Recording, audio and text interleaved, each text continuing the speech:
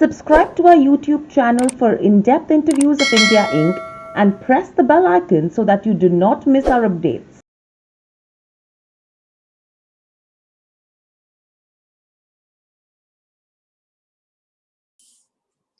Hello and welcome to Nirmal Bang, ladies and gentlemen. I'm Hiral Dadia. We have with us Mr. VP Nand Kumar, MD and CEO at Manappuram Finance, joining in.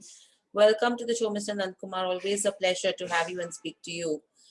Mr. Nand Kumar, my first question coming to you is overall from March last year, since the lockdown began, to now, how would you actually describe the transition? And with regards to earnings as well for the year, have they met your expectations? Yeah. So in spite of the most difficult period we have seen, we were able to protect our income, our assets also.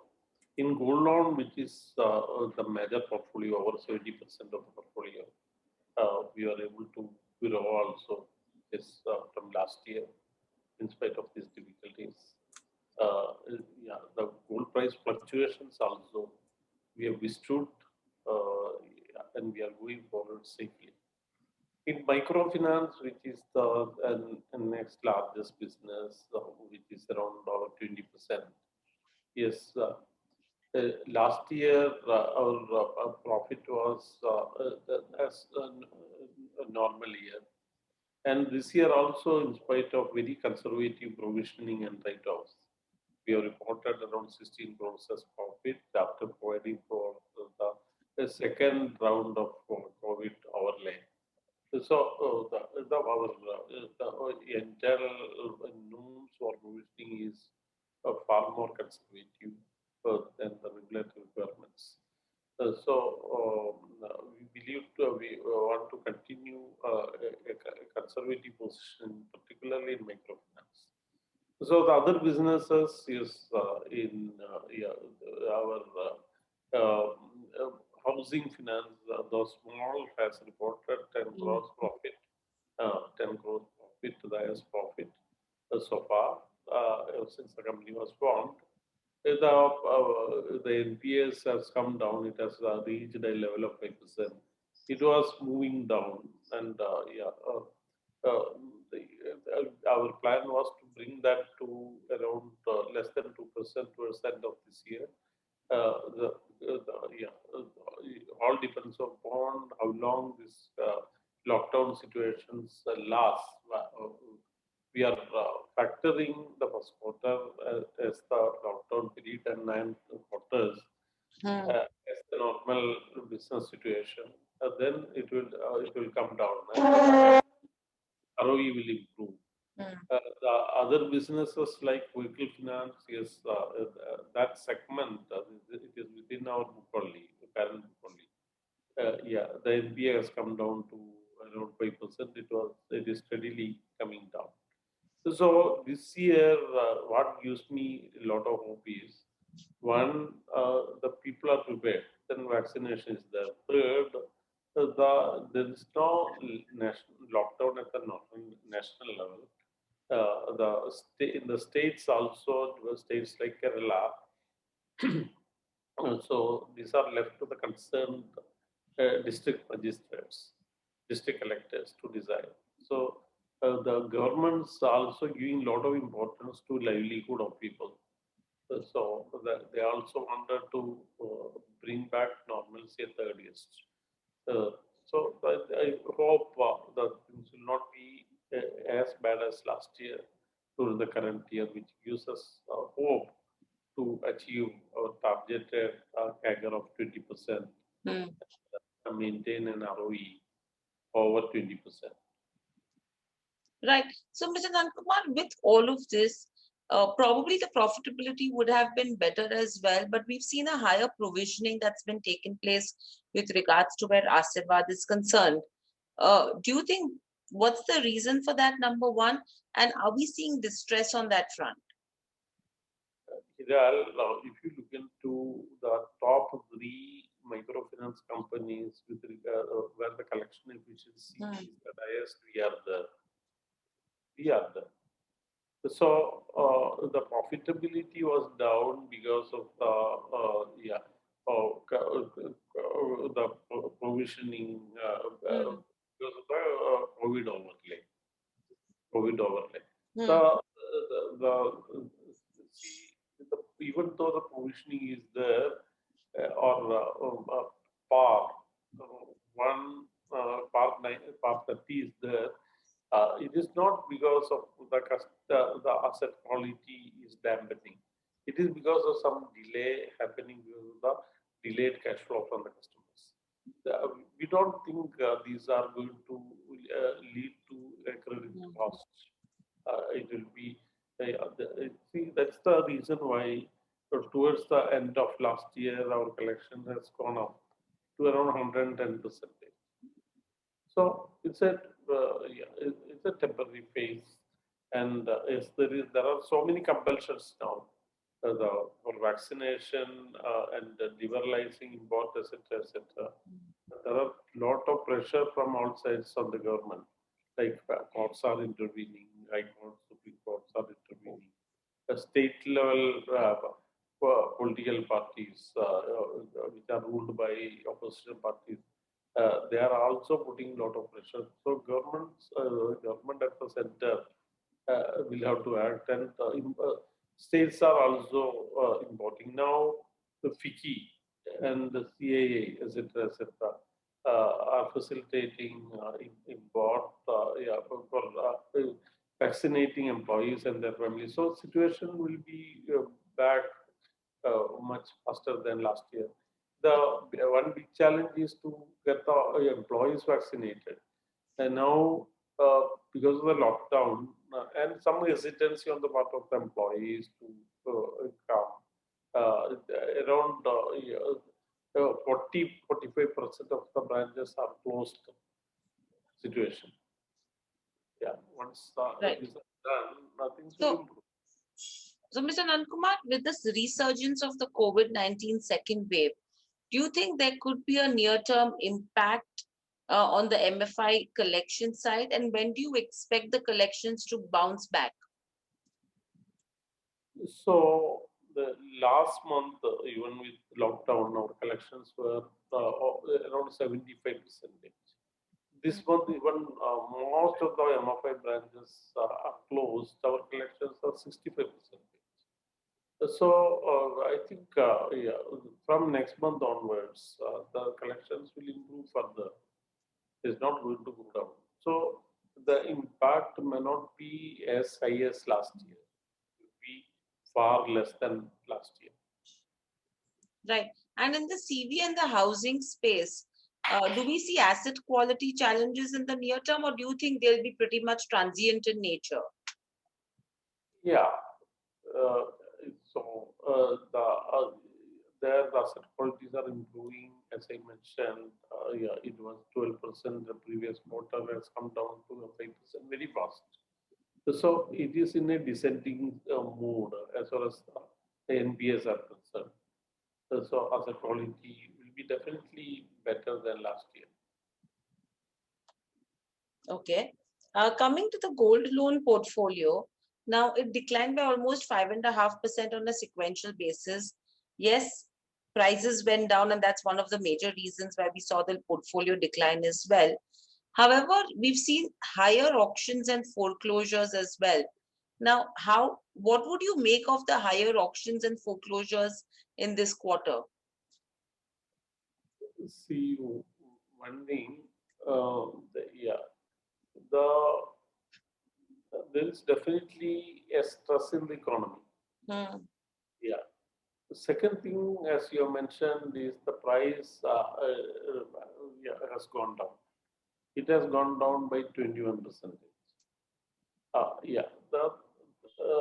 Why some preclosure? It is also because of the stress in the economy.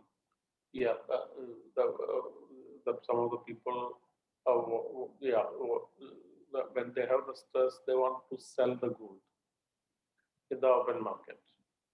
So these are the reasons that you see. If you take the option, it is not yeah, very high in spite of these. Yeah, the demon in 2017 we have witnessed an auction percentage of 8.3%. Wow. The 18 also 7.71%. 20 also 3.23. And yeah, I mean, FY20, it has gone down to 0.68% because of the fact of gold price going up. Hmm. 20, yeah, 21, when the gold price was down, people were not able to service also some of these. Yeah, because if they want to renew, then they have to bring here the up-to-date interest and the difference in the LTV. No? So that is the reason. The auction percentage, if you look at the Hmm. last 10 years, it was very low in spite of all this. But of course, some precaution was there because they want to monetize this security Hmm. and get the difference in cash. So, yeah. Right. So are you expecting gold auctions to be elevated at current levels only, at least in the first half of FY22? It may not, yeah, during the first quarter, yeah, I expect something similar. Hmm. Thereafter, it should go down because one reason for the auctions coming down is the very fact that the customers have been given online platforms for servicing the loan. That is, even with small amounts, they can service the loan. So, and encouraging the habit of uh, servicing the loan, giving them yeah, uh, benefits for that, the rebate for that, etc. So the auctions will come down. Hmm. Hmm. And overall, with regards to the gold loan portfolio, what's the kind of growth you're targeting in FY22? Do you think we will be able to see upwards of 12 to 13% in a higher double digit side? So yeah, we used to target around 10 to 15 percentage. Hmm. Now the likelihood is the first quarter is lost. Hmm. So from second quarter onwards, we should grow, but at the same time, I expect some pent up demand also to emerge. So I expect around 10% growth. Okay. And overall, with regards to the loan growth, the other segments as well, especially if you have to think about the non-gold segment, the trend has been really strong. Mutual funds have gone up by 11 to 12%. Housing finance is up 5%. CV is up 6.5% on a sequential basis. Do you think these segments will contribute much more positively from FY22 onwards? Yeah, yeah. This will contribute because they are all on a trajectory of growth. Yeah. So we have created a good infrastructure and our technology, like a loan management system, loan origination system, etc., has improved a lot. I think those segments will grow like MSME, commercial vehicle, affordable housing, etc. And microfinance also I expect some 25% growth. Okay. And with regards to where the microfinance segment goes, do you think the company will focus on asset quality versus AUM growth? Yeah, yeah, yeah. We have been focusing on that for some time because we have introduced several measures, risk mitigation measures like the spreading our distribution across the country. In no state, our exposure shall be more than 10% of our AUM. Not only that, 5% of the MFI portfolio. In no state, you want to have more than 5% of their total MFI portfolio. Hmm. Hmm. Now, late we have further tightened district-wise. In no state, we should have more than 1% because now there is we don't see any possibility of crisis like Andhra crisis. Hmm. Yeah. But there will be some local political issue somewhere. So that's the reason why we want to cap it at 1% in a district. to reduce the impact of local challenges. So, similarly, yeah, we are very conservative with regard to the maximum amount lent. Yeah, the first cycle, third cycle, fourth cycle only, we reach a level of 80,000 per customers. Right. So, yeah, if you look at the collection, as I mentioned, among the top three, yeah, as far as collection efficiency is concerned, we are one among them. Hmm. And overall, if you have to talk about competition, now the bank's approach towards short-term gold loans is very different compared to those of NBFCs. And banks have started become aggressive right now due to risk aversion towards unsecured lending and the relaxation of LTVs. So have we actually lost any market share to NBFCs or banks in terms of the gold loan segment? And do you think this competition is sustainable? Uh,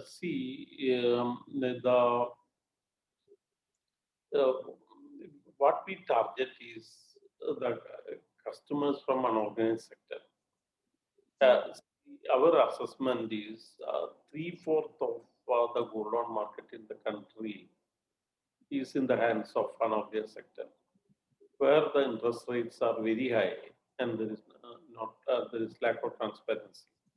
So that segment is so big to achieve our growth targets. And you see, bank customers are different because our customers, our average ticket size is below 80,000. Hmm. And yeah, the life is around long life is on an average is around below 3 months only. So these customers, yeah, what they look at is the quick turnaround time, very quick. We are, yeah, we'll be able to disperse the loan in a matter of 10, 15 minutes. And you see, our counters are open from 8:30. And we are open for 48 hours a week, whereas you know how many hours the branch work. And also for gold loan customers, for pledge, very limited hours only. So Hmm. the customers going to a bank is yeah, they may lose a day. Most of our customers are daily wage earners. Losing a day is a serious loss for them for a small ticket loan. So they will not go to a commercial bank where the procedures are they see as complicated and takes time also. Turnaround time is very long. So we don't fear about losing customers to banks, but we are targeting the unorganized sector. Right. So from here on, Mr. Dhankumar, what's going to be the expansion strategy with different segments of business? How are we looking at expansion for the microfinance business, for the gold loan business, and for CVs and housing finance? So, yeah, there is a positive overlap.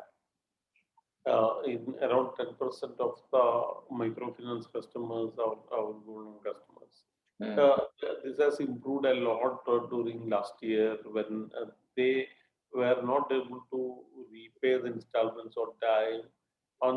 Yeah, they fear about losing their bureau score coming down. So, yeah, we have suggested them, we have guided them, yeah, for temporary use, temporary cash flow challenge, use gold loan, etc. So, we have increased the cross sell. Similarly, our branches are visited by a,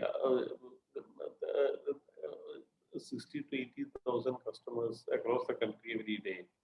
So that itself is a good opportunity for us to showcase our non-gold products to our customers, and yeah, that will be a catching point for us to sell these products. So what we see is amongst affordable housing, around 20% of our customers are having gold loan. Similarly, for CV, around 30%. MSME around 50%, etc. And overall, if you have to look at Ashirvad as well, how far are we with regards to where the IPO is concerned? Because recently we we raised funds from the WBC as well. Yeah, that is as a loan only. Yeah.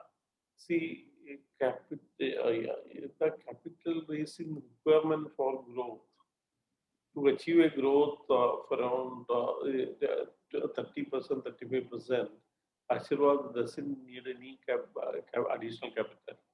They have a capital adequacy around 24%. And there is enough headroom to raise the tier 2 capital. Enough headroom is there. So for meeting the growth requirements, I don't think there is the need of fresh capital from outside.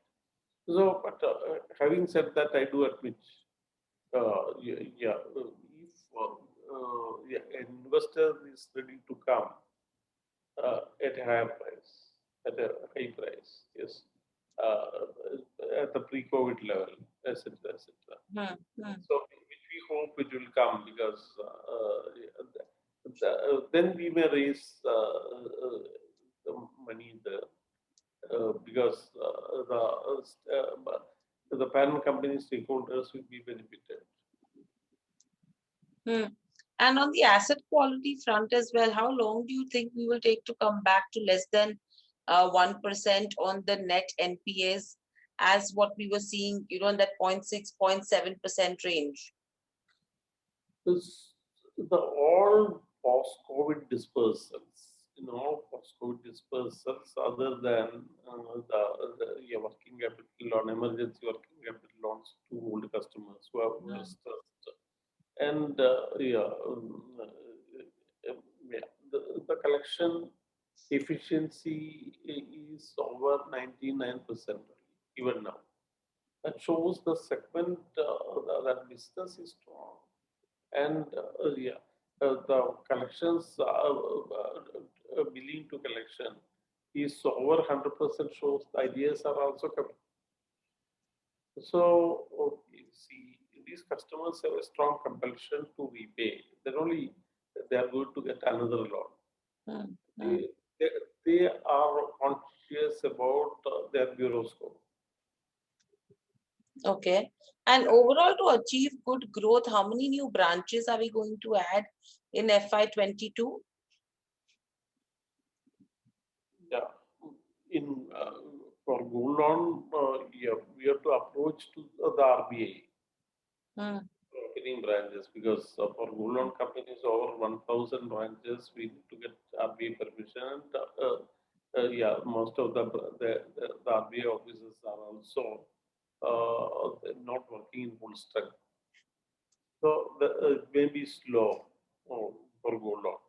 For other businesses, Ashirvad, etc., we had a plan to open some 70, 80 branches this year.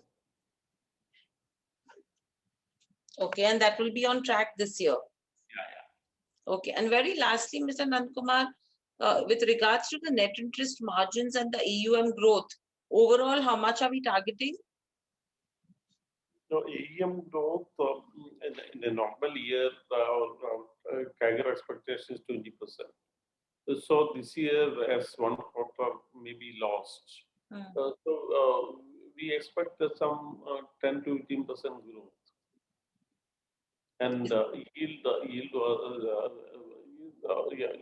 our ROE, we expect to remain over 25% this year also. Right. So overall, there will be recovery that we are seeing. Thank you, Mr. Nandakumar, so much for joining us on the show. Always a pleasure to speak to you and have this candid conversation. Good luck. Thank you. Speak to you soon again, and stay safe. Thank you. Thank